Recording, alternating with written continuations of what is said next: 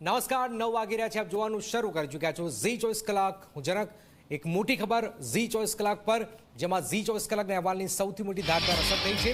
રાજકોટમાં દવાનો જથ્થો જે પલળ્યો હતો એ મામલે તપાસ કરાશે જથ્થો પલળવાની નિષ્કાળજી મામલે વધુ તપાસ ટીમ મોકલાઈ છે અને જવાબદાર કર્મચારીઓ સામે કડક પગલાં પણ લેવાશે રાજકોટમાં GMSCLની આ દવાઓ વરસાદમાં પલળી ગઈ હતી અને લાખો રૂપિયાની આ દવાઓ પલળી ગઈ હતી ખબર છે કે વરસાદની પરિસ્થિતિ છે આ પરિસ્થિતિની વચ્ચે પણ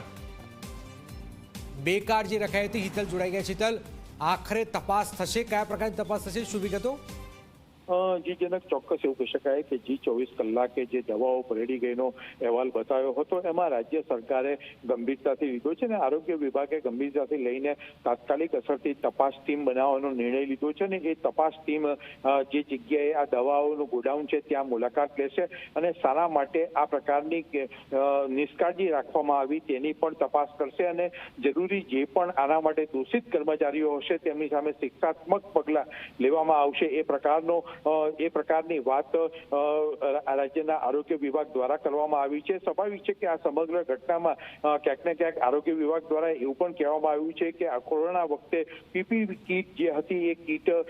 વધારે લેવામાં આવી હતી અને એ કીટ પલળી ગઈ છે